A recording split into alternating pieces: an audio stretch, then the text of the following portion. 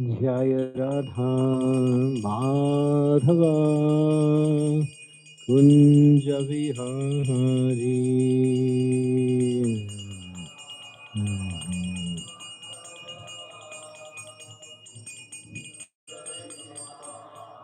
Jaya Radha Madhava Kunja Vihari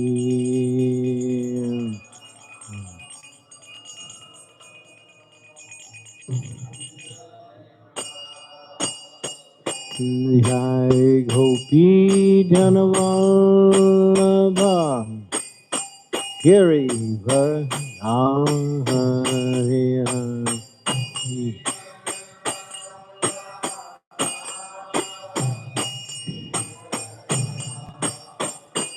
Jai Gopi Janavallabha Giri Vardhariya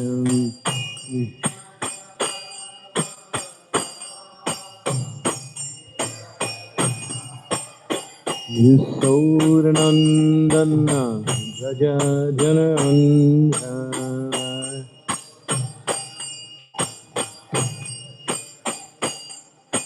Yasodhanandana Raja Janandana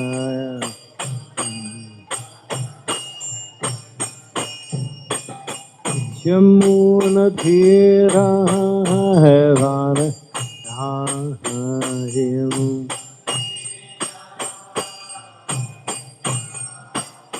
Yamuna Thira Hevan Harim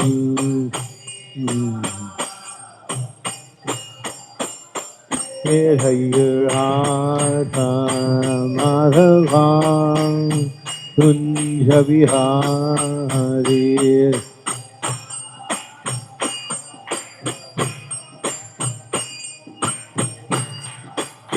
Jaya Radha Madhava Kunja Vihari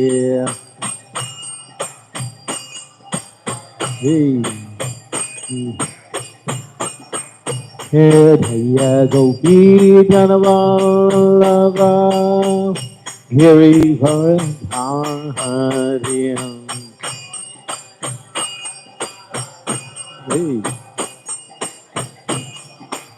Hey Gopi Janavallabha Giri Vardhariya Giri Yasodhanandana Gaja Janandana Yasodhanandana Gaja Janandana Hey Hey Yasodhanandana Gaja Janandana Yamuna Thira Harim Yamuna Thira Harim Jaya Radha Madhava Kunja Vihari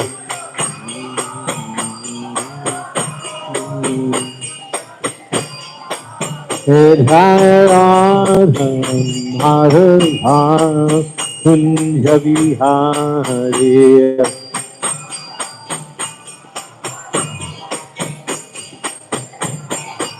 Jai Gopi Janavallabha Giri Vardhariya Who's that Gopi? Jaya Gopi Janavallabha Giri Vardhariya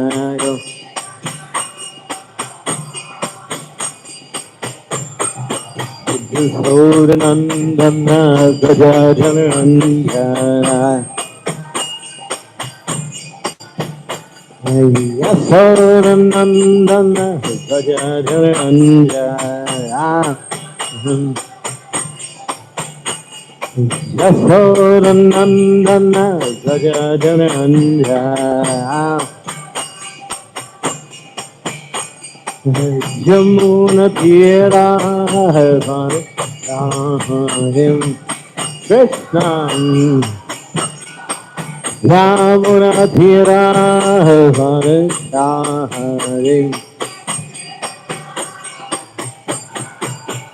Jai Radha Madhava Kunja Vihari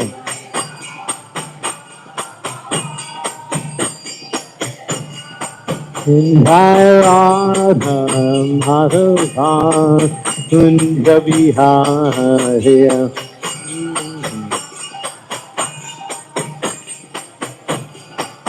Hare Krishna, Hare Krishna, Krishna Krishna, Hare Hare, Hare Rama, Hare Rama, Rama Rama, Hare Hare.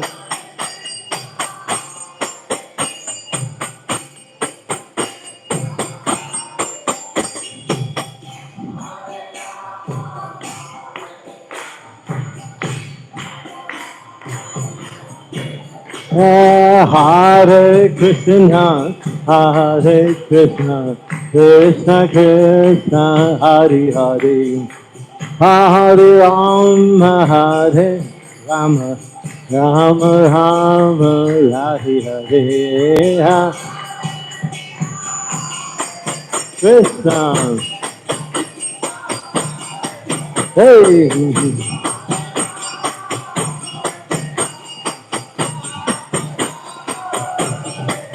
Hare Krishna, Hare Krishna, Krishna Krishna, Hare Hare, Hare Rama, Hare Rama, Rama Rama, Hare Hare. Hey.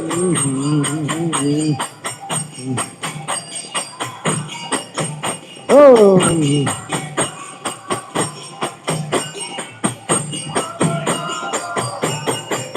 Hare Krishna, Hare Krishna, Krishna Krishna, Hare Hare, Rama, Hare Rama, Rama Rama, Hare Hare.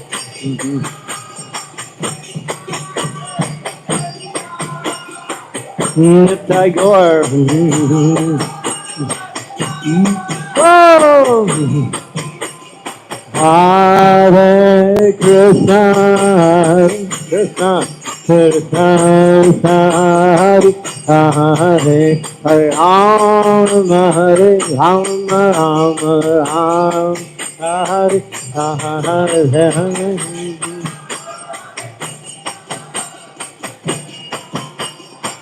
Nitai Gaur.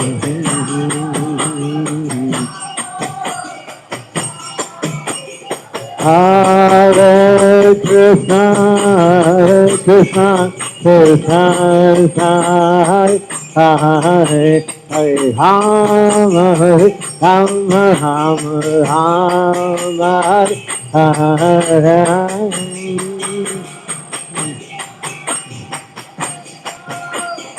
Nitai Gaur. Hey.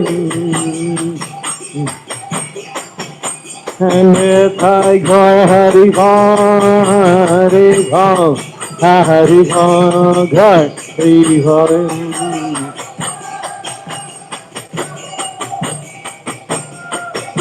Nitai Gaur, Hari Bol, Hari Bol, Hari Bol, Nitai Gaur, Hari Bol.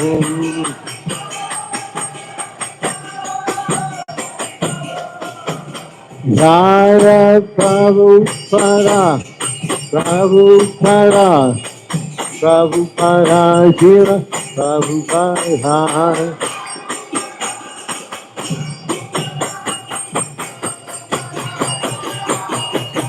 Prabhupada, Prabhupada, Oh Prabhupada, Jai Prabhupada. Hey, Jai Jai Prabhupada, Jai Prabhupada, Jai Prabhupada, Jai Prabhupada.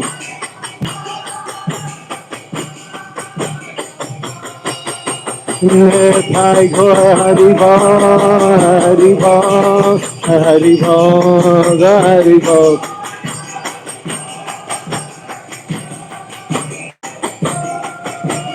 Jaya Radha, Samudara Radha, Samudara Jaya, hey.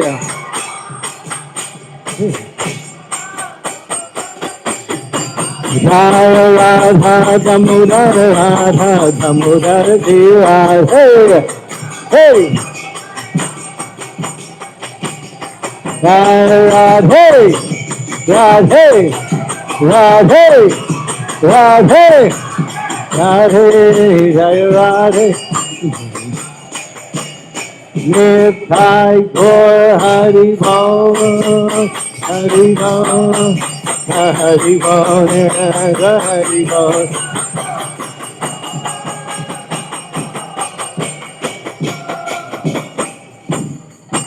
Shri Radha Damodar Ki, Shri Harinam Sankirtan Ki, Gaur Premanande.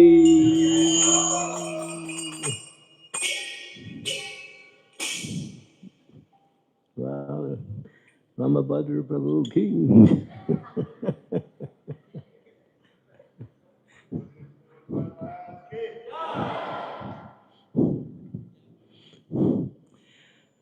Hare Krishna. Om Namo Bhagavate Vasudevaya.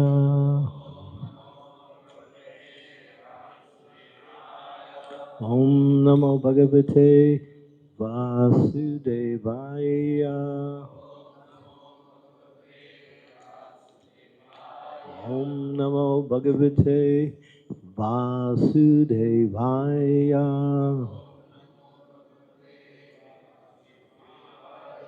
Srimad-Bhagavatam, Canto 4, Chapter 12, Dhruva Maharaj goes back to Godhead, text number 4. Sir, translation? No? No translation. Okay. No, I mean, is there going to be translation while I speak? Every,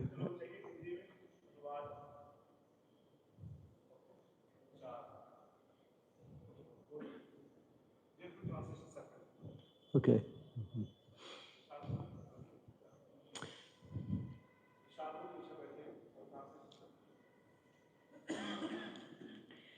Aham tvam itya partha dear. Aham tvam itya partha dear. Agyanat purushasya hi. Swapnavabatyatha dyadad. Yaya bandha viparyayo. Aham tvam itya partha dear. Agyanam purushasya hi. Swapnavabatyatha dhyanad. Yaya bandha uparyayo. Aham tvam itya partha dear. Agyanat purushasya hi. Swapnavabatyatha dhyanad.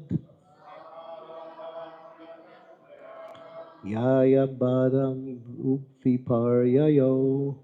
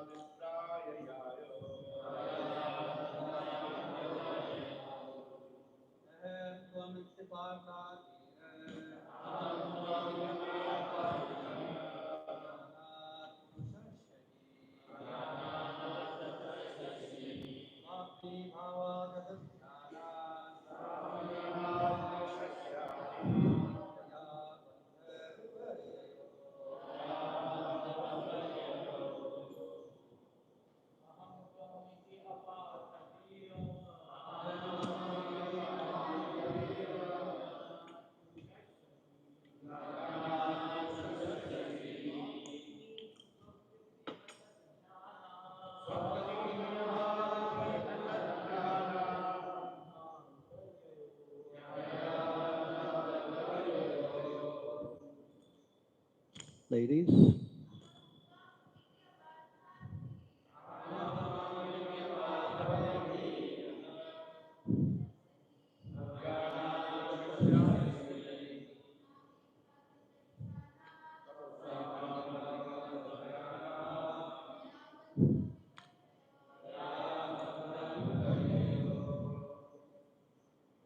Anyone else? Aham, I, Tvam, you, iti, thus, aparta, misconceived, d, intelligence, agyanat, from ignorance, purushasya, of a person, he, certainly, swapni, a dream, eva, like, abhati, appears, atagyadnat, from the bodily conception of life, yaya, by which bandha, bondage, viparyayo, and misery. Let's see who's speaking here.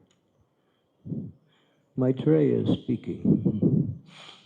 Misidentification of oneself and others as I and you on the basis of the bodily conception of life is a product of ignorance.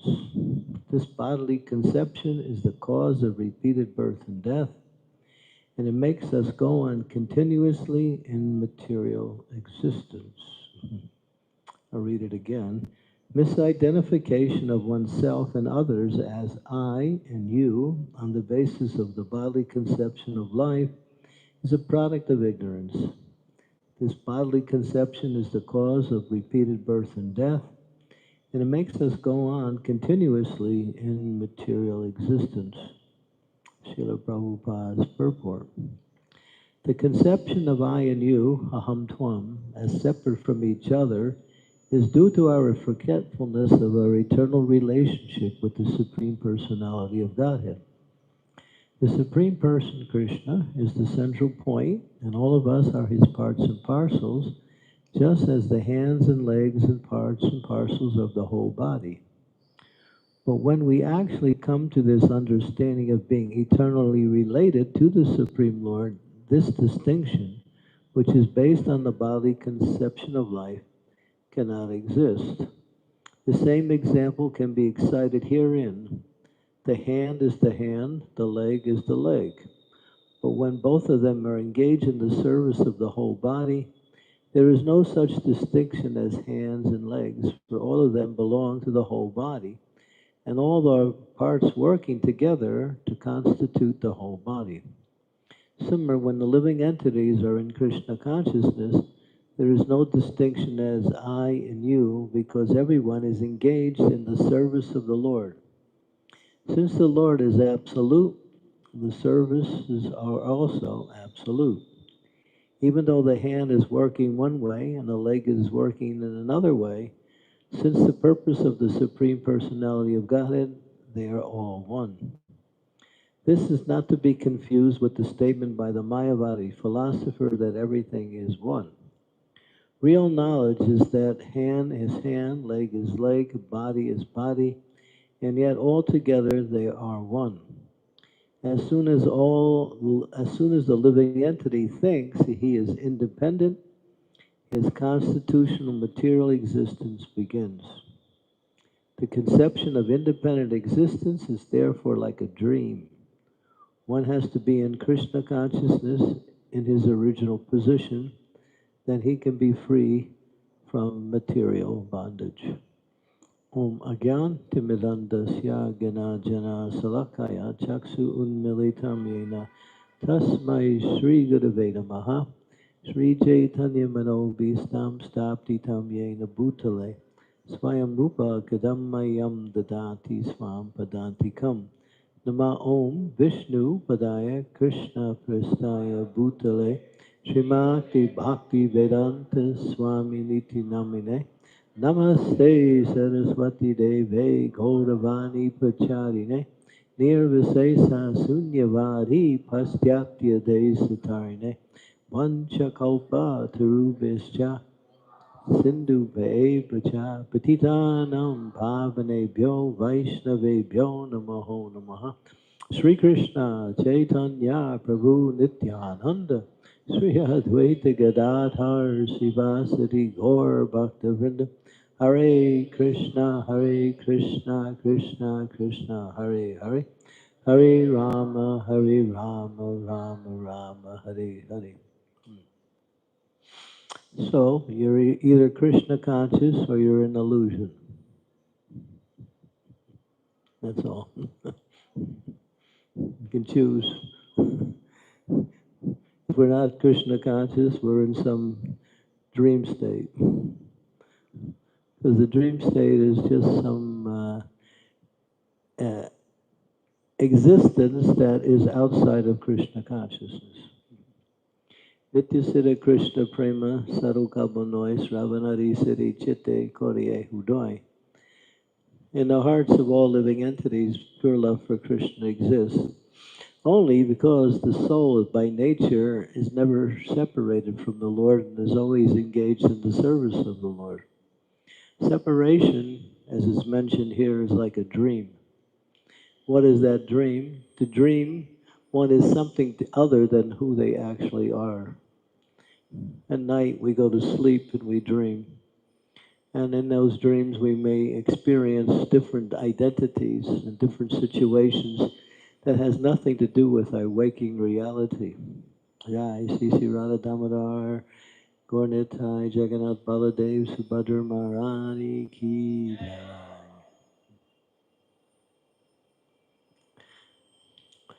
And in that false reality, we create this idea of separateness. And the more we work with the false reality, the farther we get away from our actual identity. And that's the material world. It's simply, Srila Prabhupada would say, material world is like a dream.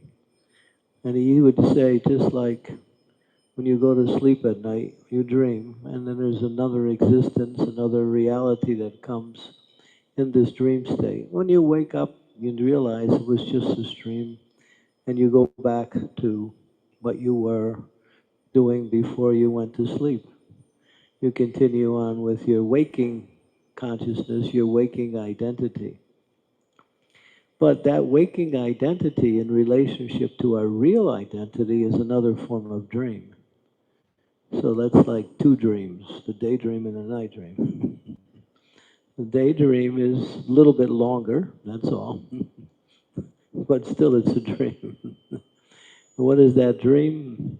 A combination of identities and situations that don't apply to who we actually are.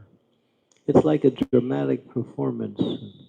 When you go to a drama, there's a person who's playing a particular part, and they may be very expert at playing that part, but then again, their identity is different from the part. And when the drama is over, they go back to who they are. So this material world is like a drama. Sometimes it's like a satire, and sometimes it's like a melodrama, and sometimes it's like a disaster. But in any case, it's all part of the same dream. So what is being said here about the concept of a tvam and aham. Aham means I, tvam means you. So actually, the soul is never separated from the Lord, although it thinks it is. We're never separated from each other, but because of the material identity, we create separatenesses based on you're a particular nationality and I'm a different one, the gender separation, intellectual separation, financial. We have so many divisions within the world that everything is based on categories of separation. And we find some kind of identity when we find someone who is in the same dream state we are. In other words, if we can find someone who's dreaming like we are, then we find some kind of happiness in this dream state. That's material life. But actually, as Prabhupada gives a very interesting explanation of a unity and then separation. He says separation is simply a material conception, and unity is actually the foundation by which consciousness exists. So real consciousness or complete consciousness is Krishna consciousness. So what is material consciousness? Is there such thing as material consciousness? In one sense, yes. In another sense, no. The sense of no is that consciousness is always spiritual. It's pure. But when you put something on top of that conscious, then that's called material consciousness. All right. Is that better? Hare Krishna. It was too much of an echo, huh? Okay. Okay, that's part of the dream too. I was dreaming I was giving a class, now I have to begin all over. So, yeah. So this imprint upon the pure consciousness is called material consciousness. An example would be given. Someone asks you, well, what is material consciousness? You say it's more or less imprints or reflections upon one's real consciousness, which is Krishna consciousness or pure spiritual consciousness. And the analogy is, if you see the sky is clear, the sky is vast. It's, you might say, in one sense, the sky is unlimited. But when you see clouds, they're in the sky. You see birds, they're in the sky. Airplanes, they're in the sky. But do any of these items or these situations touch the sky? No. They never touch the sky because the sky is always remains separate. Although when you look from your perspective, you see these things are in the sky. But they're not in the sky. They're separate from the sky. So in the same way, material consciousness is separate from our real consciousness, and therefore it's not, in one sense, it's just imprints over the real consciousness. Real consciousness is Krishna consciousness. And we can never be not Krishna conscious. We're always Krishna consciousness. But we're not always aware of our existence as being pure spiritual consciousness. Therefore, the process is to remove this illusion which is covering the real consciousness, and that is the process of bhakti. To purify the consciousness and come back to the oneness. Now, Prabhupada wants to make a distinction. There are people who speak about oneness in the sense of absoluteness. In one sense, oneness is absolute, but when you apply it in all aspects of its definition, there is oneness and then there is duality also. And that is Lord Chaitanya's teaching, that everything is one with and different from at the same time. Achintya, beta, beta, tattva. Achintya means inconceivable. How can something be one and different at the same time? But it is, because the essence is one and the difference is the illusion. Or you might say the difference is the energy. And the oneness is the absolute principle, or we might say Krishna. You can apply that also in the material sense. You might say we're all human. So therefore, in one sense, we're all one, because we're all identified as part of the human race. But then again, there's distinctions within that oneness. There are different cultures, there's different personalities. Each person is also different from another person. Well, that is the material conception. But it has some reality, because Material duality is simply the existence of a consciousness which is separated from the real consciousness. Real consciousness is that Jiver Surupai Krishna Nityadas. Or as Bhagavad Gita says, when you thus learn the truth, you know that all living beings are my parts and parcels, they're in me and they're mine. There's no one is ever separated from Krishna. Even the demons are not separated. But they act in such a way that they they create a separateness based on their activities. But the separateness is simply of creation, it's never there. So Prabhupada would say, you're never separated from Krishna, even while you're in the material world. But you think you are, and that thinking is the dreamlight state. So come back to who you actually are, and that is the process of bhakti. Coming back to our real consciousness or Krishna consciousness. And that is the process of removing the illusion or waking up for the dream. Jeev jago, Gaur chanda bhole, Kotani Jayomaya Pischa Chira Kole. Hare Krishna, Hare Krishna, Krishna Krishna, Hare Hare, Hare Rama, Hare Rama, Rama Rama, Hare Hare. That's the alarm clock. To wake up. But we got the snooze button, so we push the button and we go back to the illusion. Yeah, I know I'm pure spirit soul, but I got, I got a lot of things to do in this material world too. So I got to get back to my illusion. Although it's an illusion, I know it's an illusion, but still I like it. Because it gives me some satisfaction. At least I think it does. Now this is the material world. So this verse is just and the purport is just saying that separateness is just a creation of the dreamlike state of duality, which is the characteristic of the material energy. Everything is separate from each other.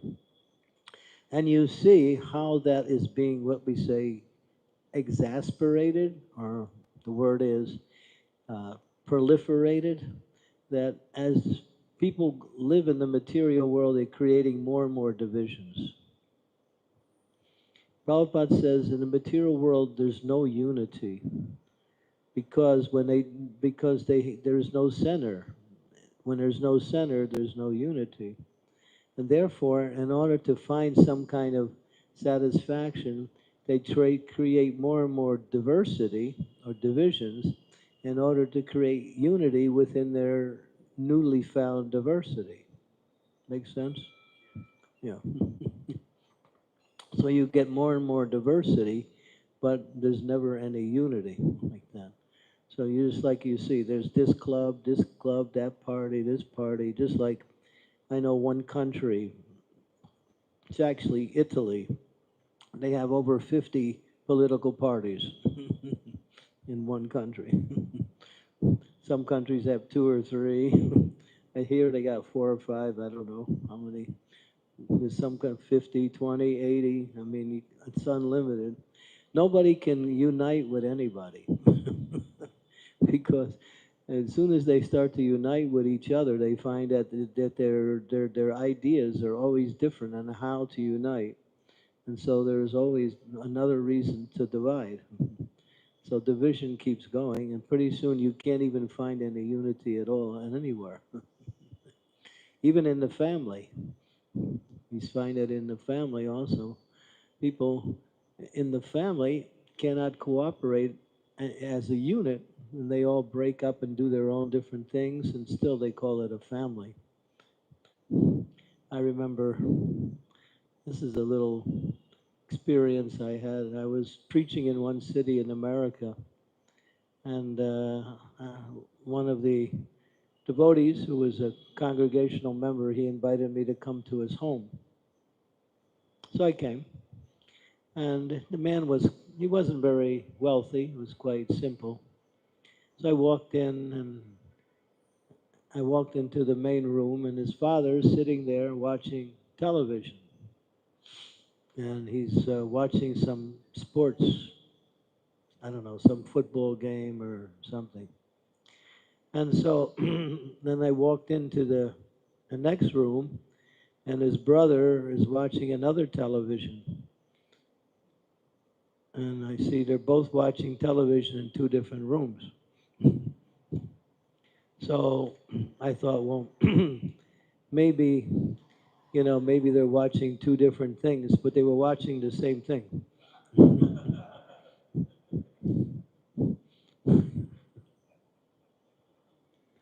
So I just had to ask, what is this, And then the answer was, if one of them wants to change the channel, then there's no fight, Maybe I want to change the channel and you don't, so we have to have two different televisions. So, two different rooms, same program. So there's always more reasons to create division, like that. And that's goes on as some kind of expression of individuality, right?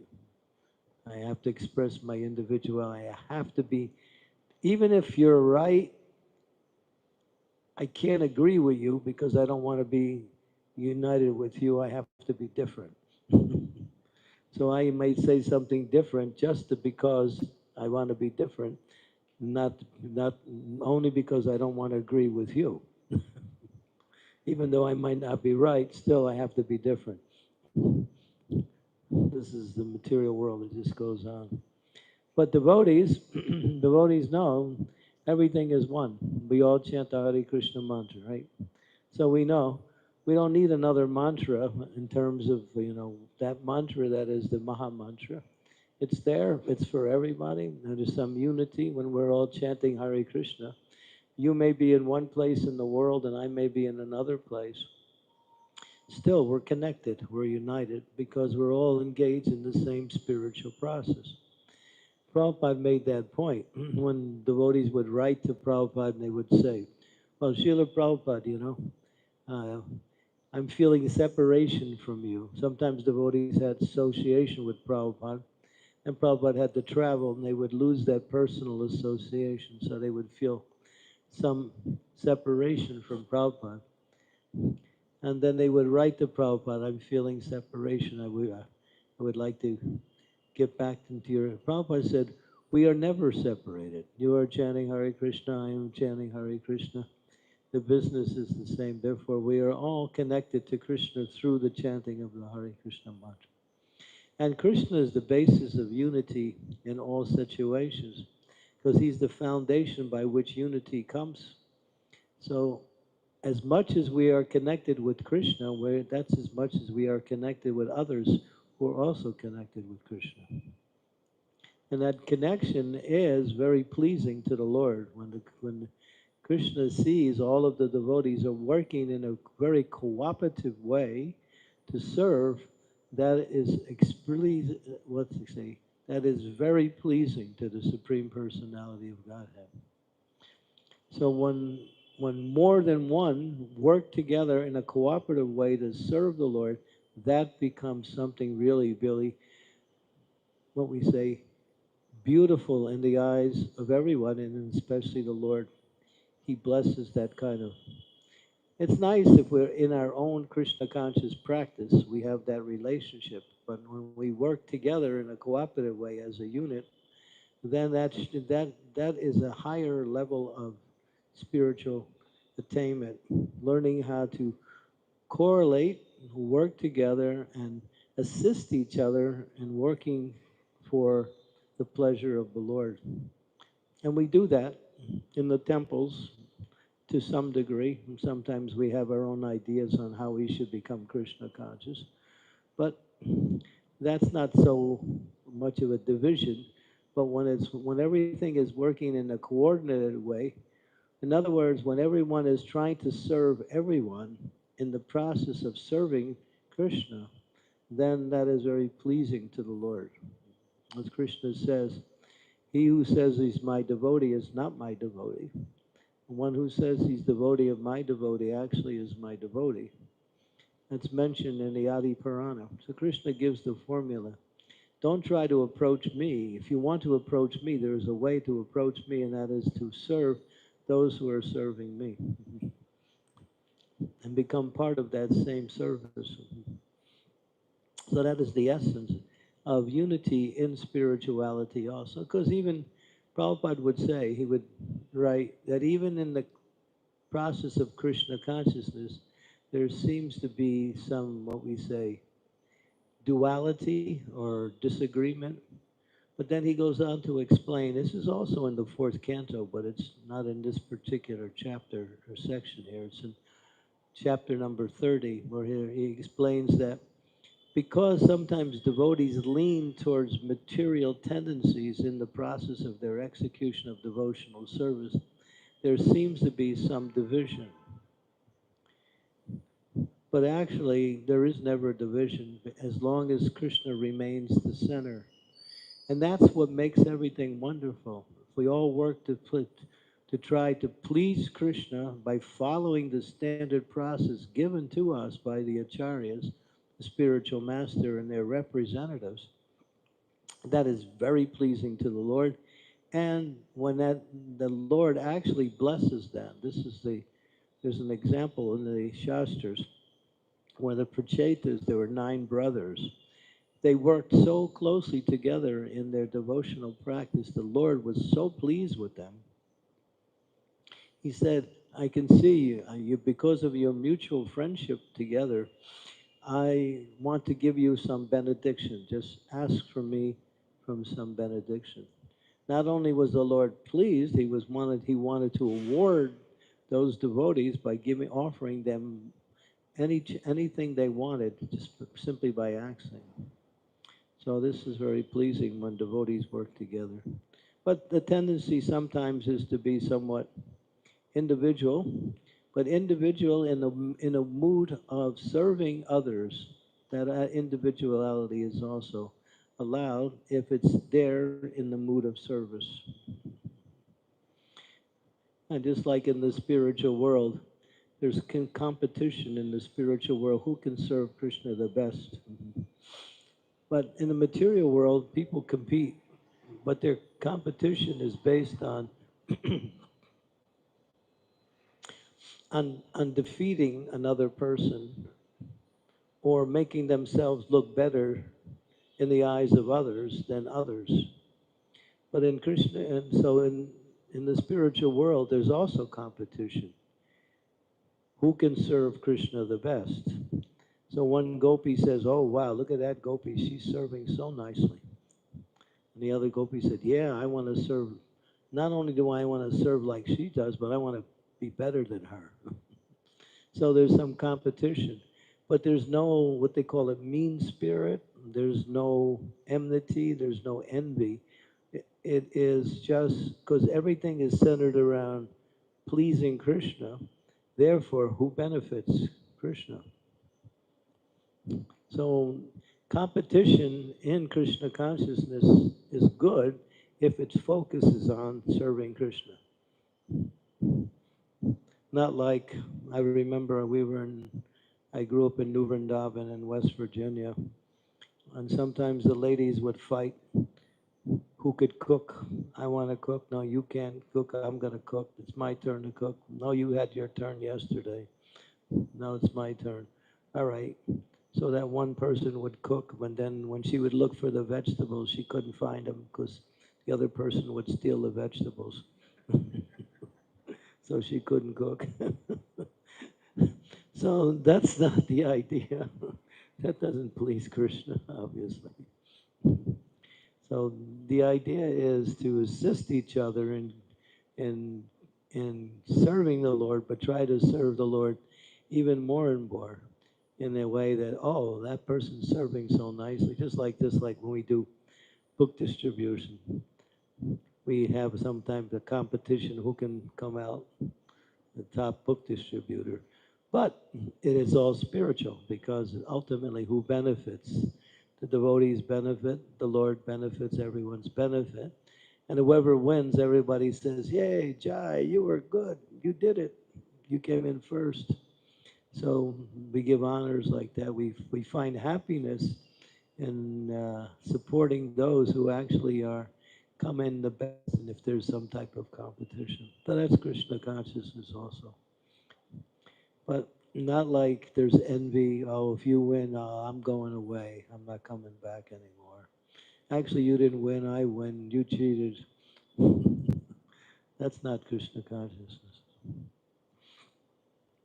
So this unity is being expressed here in the absolute sense that ultimately that unity is the reality of existence. There's nothing ever separate. And Prabhupada one time he said, so he was giving a lecture, and he was saying, everything is Krishna. You're Krishna, I'm Krishna, everything is Krishna. There's nothing outside of Krishna. And the devotees were getting really nervous and thinking, oh no, before he was saying anybody who says he's God, he's dog. And now he's saying we're all God. But then Prabhupada could see, because he was emphasizing the oneness. But then he explained, oh, yes, not that we are Krishna, we are, but because we are eternally connected to Krishna, and in the absolute sense of that, then we are also of the same spiritual substance. Therefore, there is that oneness there. But then there is variety in the oneness, and that is the difference, that therefore oneness and difference together, not just oneness and not just difference. So yeah, so Prabhupada would say certain things that would bewilder the devotees, and then like, what did he say one time? He was talking about the spiritual master. This was back in the early days when they began the Krishna conscious movement. Prabhupada had been talking that anyone who says they're God, they're dog. G-O-D, D-O-G. And so one lecture he gave, and he said, you should see the spiritual master as God. And he ended his lecture like that. He walked off. The last thing he said, and the spiritual master should be seen as God. And everybody got nervous. Now he's saying he's God. Before he's saying everyone who says he's God is dog. Now he's saying he's God. But then Prabhupada found out later where the devotees were confused. He says, the spiritual master is not God, nor does he think he's God, but he should be seen that way in order for you to worship him in a way that is appropriate for the proper worship as the representative of God. As the representative also gets the same treatment as the object. So unless we clarify things, a lot of times people get confused. Okay, I was requested to speak a little bit about yesterday's event. Yesterday was Lalita Saki. Lalita Saki was her appearance day. She's 2 days before Srimati Radharani, but she's, I think, at least a year older too. Anyway, there's a nice pastime that goes on. There was this was in Sri Vrindavan. Some boys were playing in Vrindavan. And they saw this jackal. You know what a jackal is? If you go to Mayapur, they sing to you every night. You get Jackal Kirtan.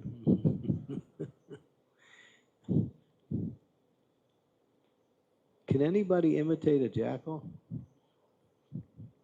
Any? Huh?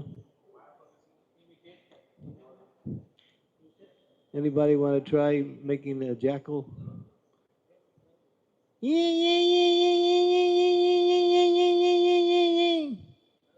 No, not like that. Is that? That's not so good. Anybody?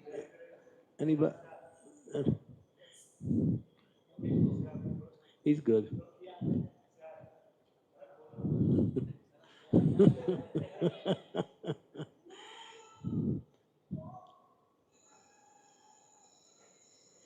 Ah.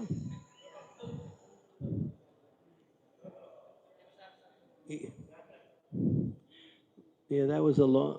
Yeah, don't worry about that birth. Forget it.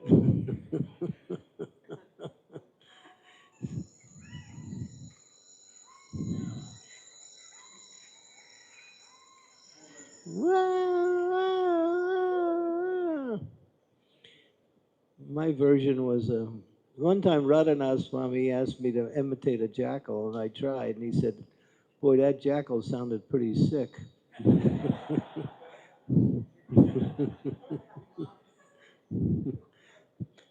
So I stopped trying.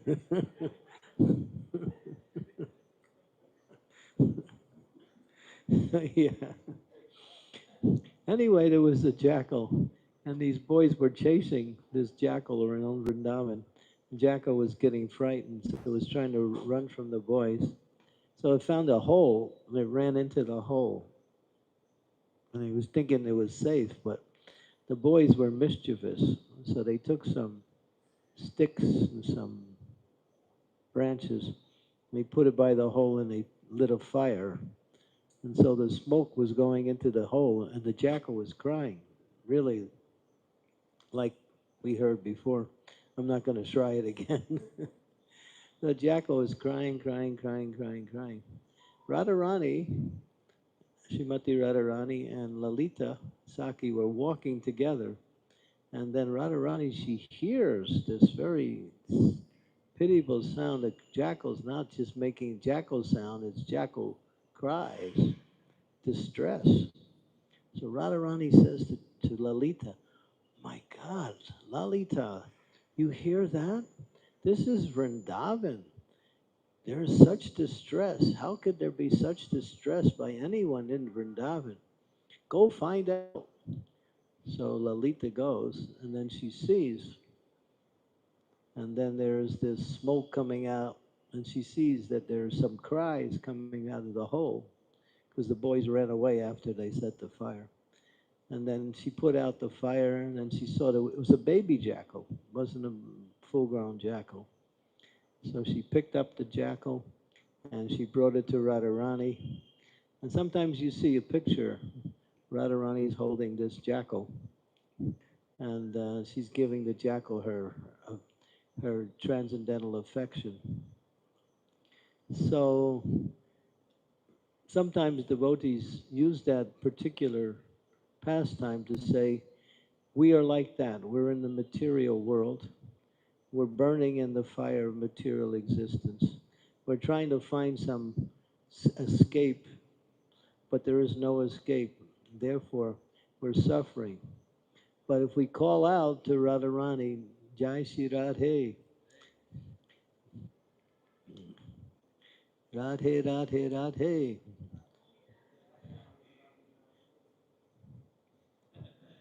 Radhe, Radhe, Radhe, Jai Shri Radhe. And, oh, someone is calling me. Oh, a devotee. Oh, I must give that devotee my blessings, my care. So Radharani is very kind.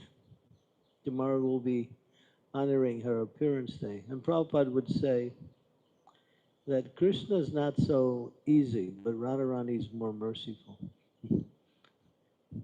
Because on Janmashtami we fast till midnight, and Radhastami, half day. So Prabhupada would say, mother is more kinder than father for the children.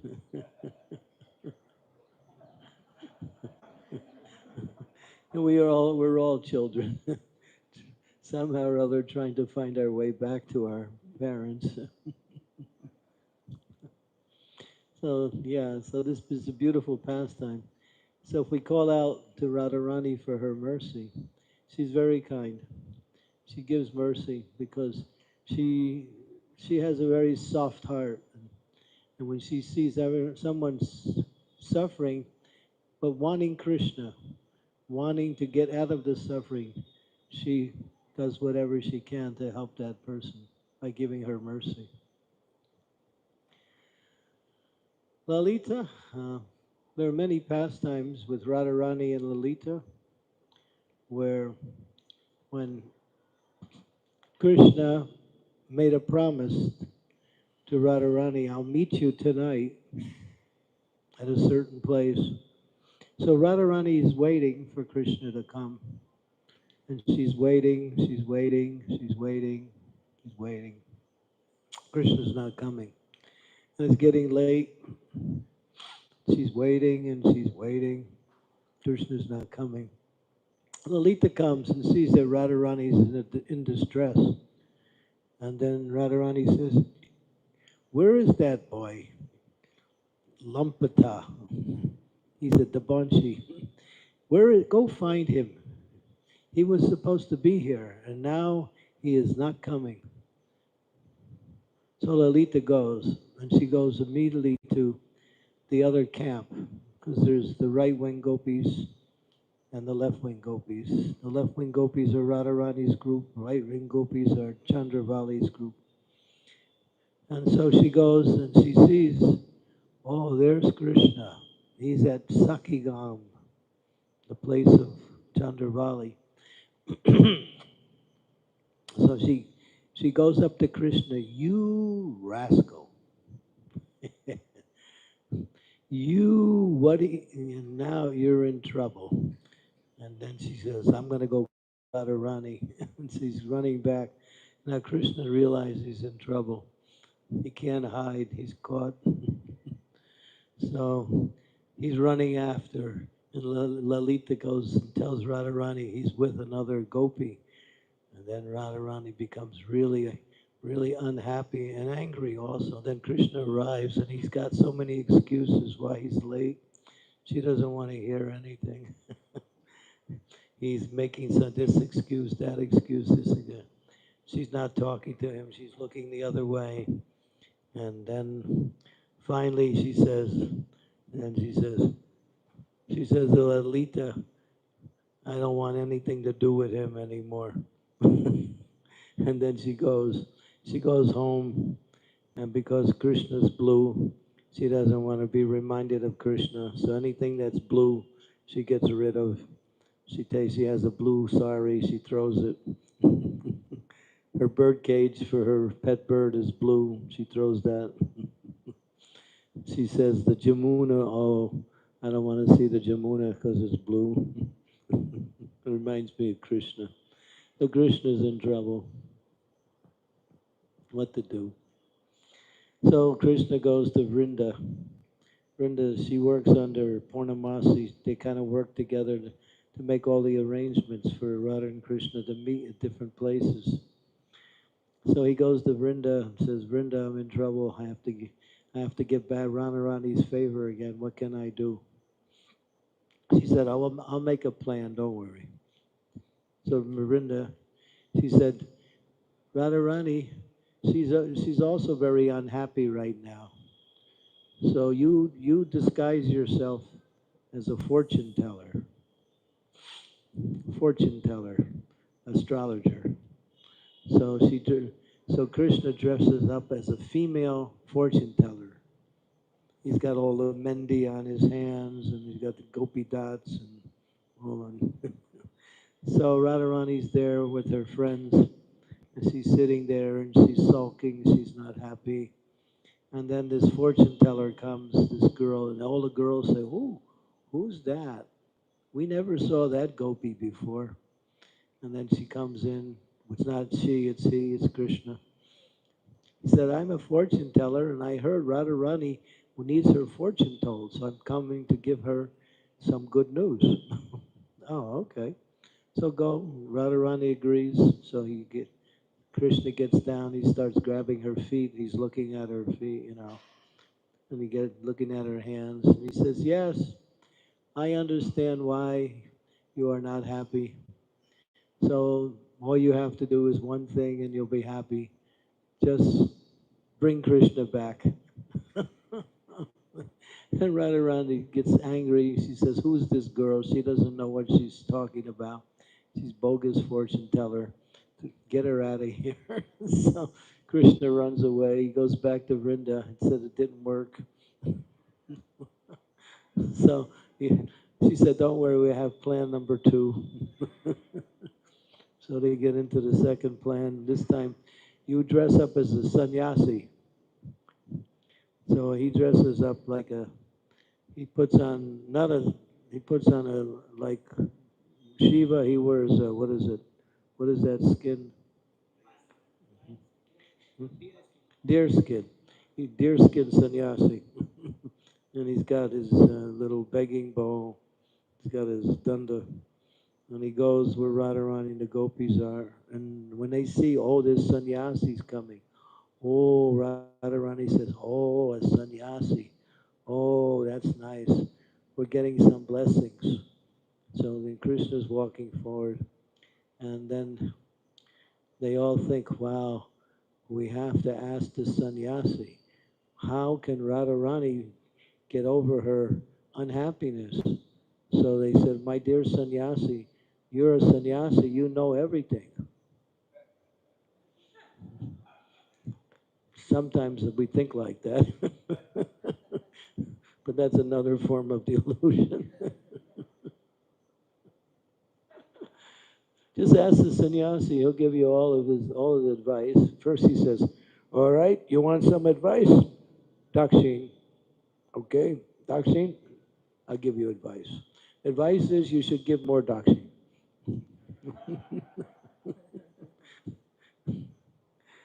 Bogus sannyasi. Anyway, so then they ask the sannyasi, how can Radharani get better? And the sannyasi says, well, I think she has to forgive Krishna. And then Radharani thinks, well, we can't say no to the sannyasi, that's an offense. So then she forgives Krishna, and then Krishna's happy, Radharani's happy, Vrinda's successful. Success. So Lalita, she's always there to protect Radharani when Krishna does something wrong, or to chastise Krishna when he's discussing things with Radharani and Radharani's not agreeing with him. She comes in and takes the part of Radharani and defeats Krishna, because she's very intelligent. She's very intelligent. So Radharani's girlfriends they assist her in her service.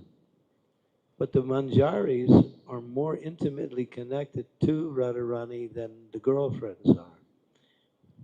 Just like you see, um, the servants of the spiritual master are more intimately connected with the spiritual master than his god brothers and god sisters usually, because they're always around the spiritual master and they're doing personal service. So same way, those gopis who are manjaris, they have very intimate and very uh, confidential servants to Radharani. But the girlfriends, they're more like friends. So they work together to assist each other in serving Krishna like that. Anyway, this is a little bit about Lalita. I don't know so much, but she is one of the prominent That same Lalita appeared as Ramananda Roy in Krishna's, no, I'm sorry, Sarup Damodar Goswami. It was Sarup Damodar Goswami was the most intimate associate of Sri Chaitanya Mahaprabhu. He knew more about Chaitanya Mahaprabhu than anybody. And Lord Chaitanya would speak to him confidentially, and he wouldn't speak to any others as much confidence as he would with Sarup Damodar. Sarup Damodar was the closest of all of Lord Chaitanya's associates. Him and Ramananda Roy, but especially Sarup Damodar Goswami. So that was Lalita appearing again in Gaur Leela as Sarup Damodar Goswami.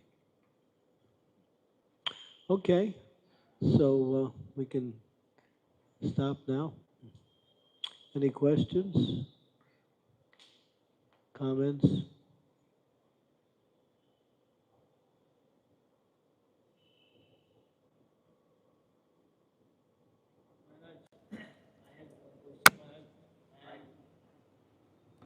Generally, Maharaj, this is what I am experiencing, Maharaj, that the more number of years we are spending in Krishna consciousness, the advancement that we eventually felt in the beginning of our Krishna consciousness was really, it was giving a sense of belonging to Srila Prabhupada, to Krishna.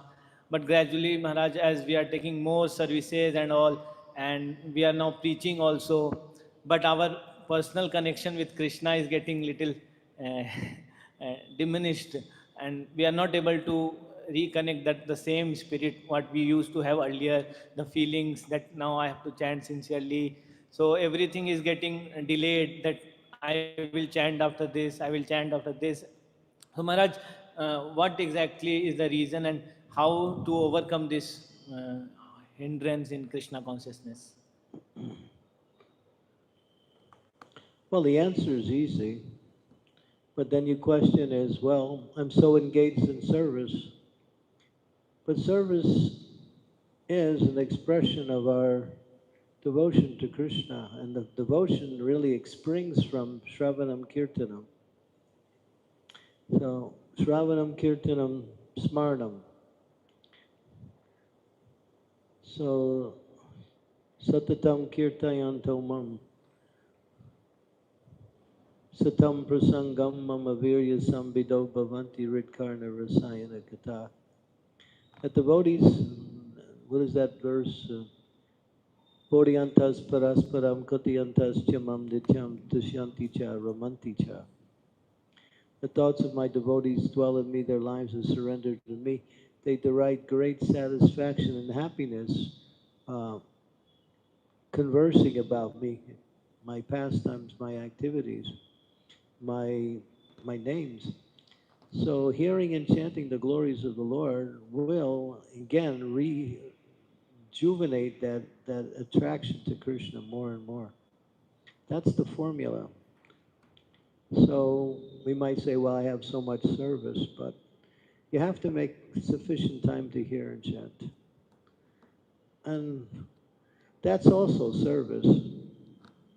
And it's needed because if we go on and we neglect our hearing and chanting in the name of doing service, after some time the service will become difficult.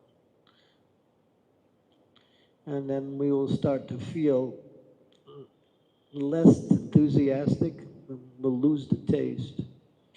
So the taste comes hearing and chanting the glories of the Lord, especially kirtan. Kirtan brings smarnam really fast. But then again, discussing the pastimes of the Lord, coming to the Srimad-Bhagavatam, also reading Srimad-Bhagavatam. We should read Bhagavatam every day. Nasta prayeshu abhideshu nityam bhagavata sevaya. So we have to take sufficient time to hear and chant the glories of the Lord. Prabhupada gave us so many books, and then there is so many other books given by the other acharyas and many other devotees, which are all centered around the glories of Krishna's activities, his pastimes. So these things open up our relationship with Krishna because we learn about Krishna, how he interacts with his devotees, how he interacts with us, how he interacts with the material world, what pleases Krishna, what doesn't please Krishna. His pastimes in Vrindavan, which are the essence of his leelas. It says when he comes to this material world, the pastimes that he performs in Vrindavan are even sweeter than the pastimes he performs in the spiritual world. That's a statement by Sanatana Goswami. He says these leelas that the Lord performs in the material world have an extra sweetness about them that he gives just to inspire others to take up this process of hearing and chanting. That's our practice. So I don't want to get into managing anything, but we do have to have some balance in our. There should be sufficient time for hearing and chanting, along with doing our daily services. Even if we like our services, it's nice, but still, we want to. It's all about Krishna, developing our love for Krishna. And the more you know about Krishna, the stronger your attraction is for Krishna. And when the attraction becomes strong, then it becomes attachment. And that attachment awakens your devotion more and more. Hare Krishna. Thank you so much, Maharaj, for wonderful class today. So, Maharaj, regarding unity in diversities. So, I think whenever I met you, you explore on this topic. Even in GBC college, you have same topic, unity in diversities. And last time you came, so we also discussed.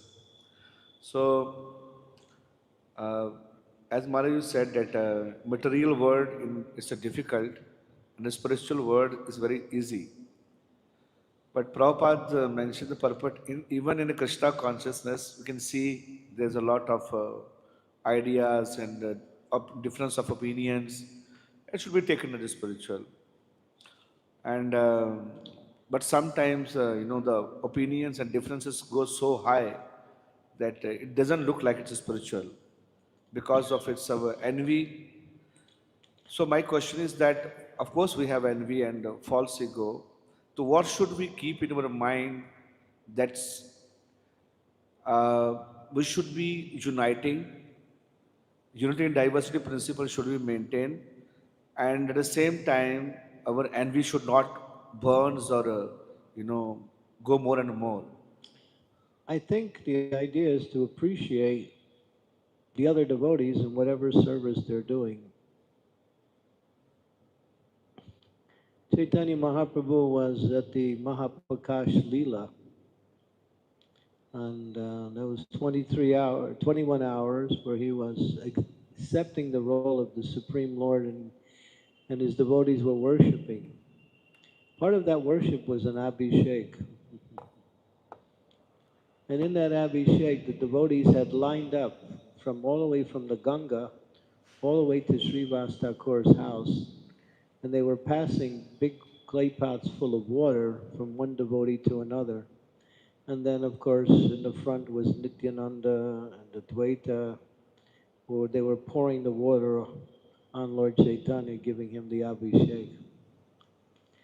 And at one point, Lord Chaitanya noticed that there was one simple lady. She was in the Ganges, standing in the water and filling the pots and giving it to the other devotees. And Lord Chaitanya noticed that she just stayed way in the back, and she just was assisting the other devotees. So Lord Chaitanya called Srivas. He said, "Srivas, who is that?" And Srivas said, "Well, that's one of my maidservants. Her name is Duki." Of course, Duki means miserable, unhappy. Lord Chaitanya said, "Oh, Duki. Now we can call her Suki." So, so he initiated her right there. And by that blessing, she became happy, just because of Lord Chaitanya appreciated her humble service. So it's not so much the service, but it's the mood that the service is done in.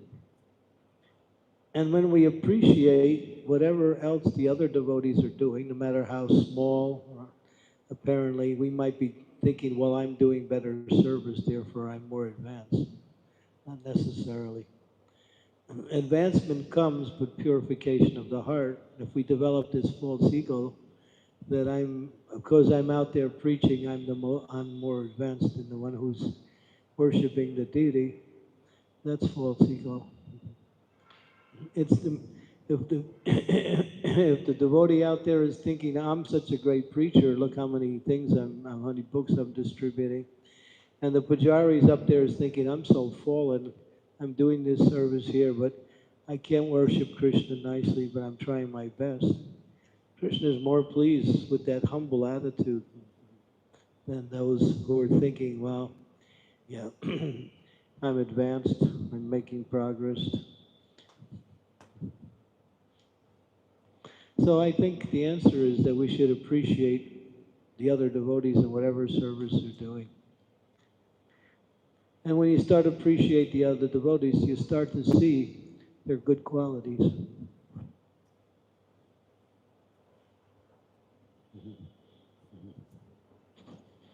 And that helps us to get rid of that idea, that false ego, or that envy.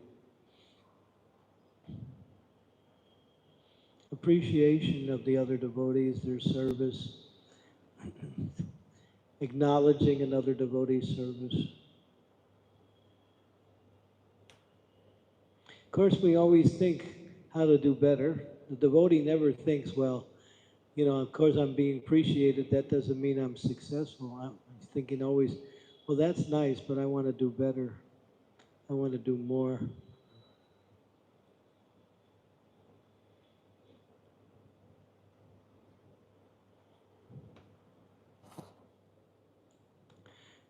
Anything else?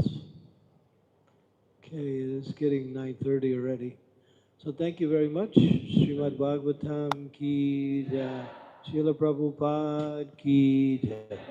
Gaur Premanande. Hari Hari Hari Bol.